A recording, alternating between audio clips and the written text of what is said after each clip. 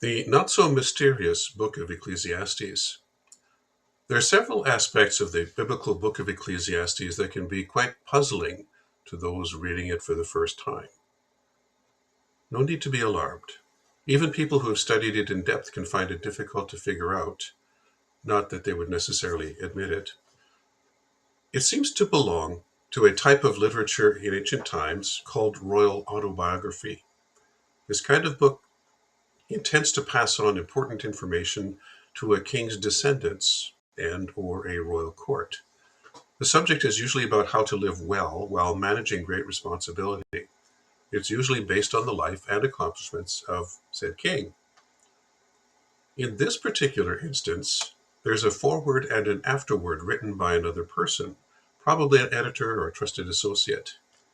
While some believe that this editor disagreed with the teaching of the individual, whose name seems to have been Kohelet, that name is usually rendered as the teacher or the preacher in English Bibles. Who is this king who wants to pass on his wisdom? There are problems figuring that out. Many scholars assume it was Solomon, King David's son, for a number of reasons. For one thing, the introduction is very similar to that of the book of Proverbs, which is directly attributed to Solomon. Verse 1 reads, "The Proverbs of Solomon, son of David, king of Israel."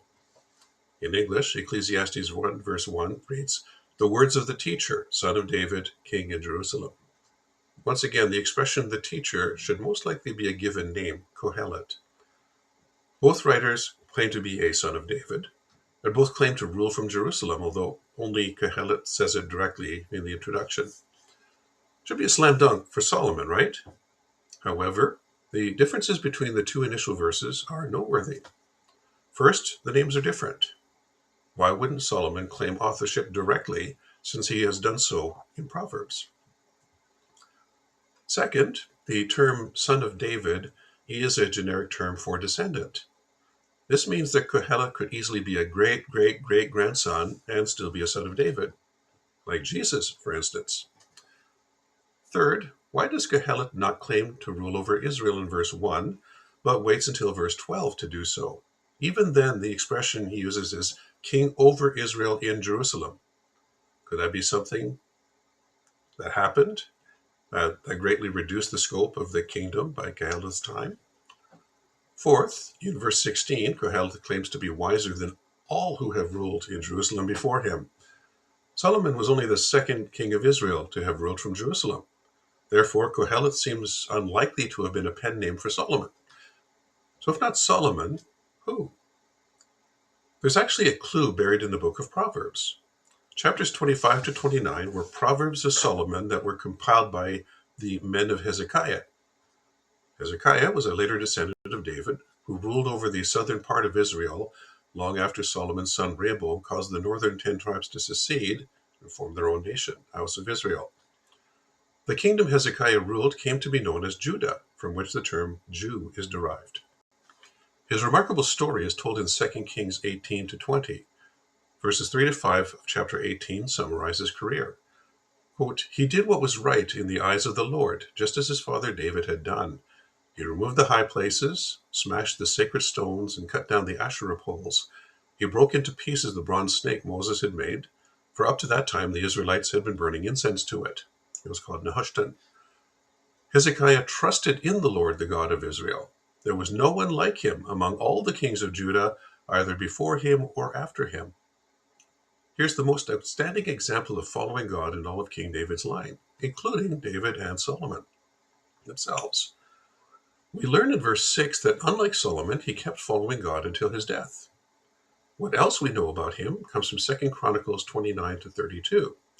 In chapter 32, we find that Hezekiah has great wealth and honor, is a great planner of public works buildings. He even blocks the Gihon spring and carves an underground channel to bring water into the city. This tunnel has been excavated recently and is considered an amazing technical feat for its time. Here we have a description of a man who matches the self-description of Kohelet in Ecclesiastes. Prior to that, in chapter 32, is the story of the siege of Jerusalem by Sennacherib, king of Assyria, in which the wisdom of the prophet Isaiah enables Hezekiah to trust God to deliver Jerusalem and break the back of the Assyrian Empire's military. Koheleth refers to something very much like it in Ecclesiastes 9, verses 14 to 15. Quote, "There was once a small city with only a few people in it, and a powerful king came against it, surrounded it, and built huge siege works against it. Now there lived in that city a man, poor but wise, and he saved the city by his wisdom. But nobody remembered that poor man." End quote. Hezekiah's reign also explains why the opening verse of Ecclesiastes lists him as king in Jerusalem rather than king of Israel. By the time he wrote the book, the kingdom had been largely reduced to the environs of the city of Jerusalem by the invasion of Sennacherib's army. According to Kings and Chronicles, the Assyrians had taken over every walled city in Judah.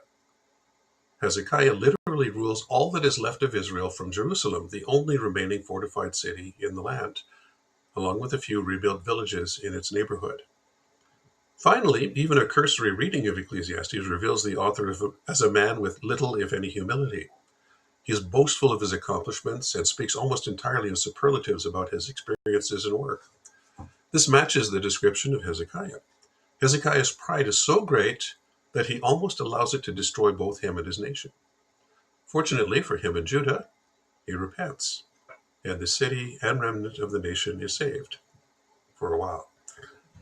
Now that we have a pretty good idea of the identity of Koheleth as Hezekiah of Judah, we can see if the book really presents a pessimistic view of life.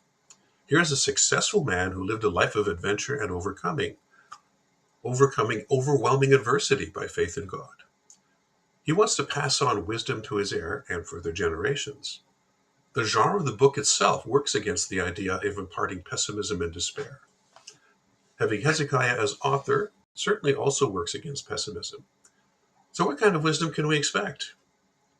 Given his career, we can expect faith in God to be prominent. We can also expect risk management strategies to be included. Life is unpredictable and chaotic. Bad things happen, often to good people. What do? Do you give up or soldier on? No, the solution is to trust that God knows what he is doing. Trust that it will be well for you in the end if you trust him.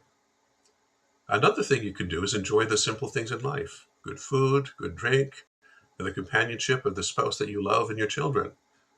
When hard times inevitably come, you will at least have good memories, a good companionship to draw on to reduce your misery. Strong relationships may even lead to preventing the worst from happening in bad times. All of this can be boiled down to building two things into your life: faith in God and a foundation for resilience. These are the things that will result in ultimate success in life, and even after this life is over.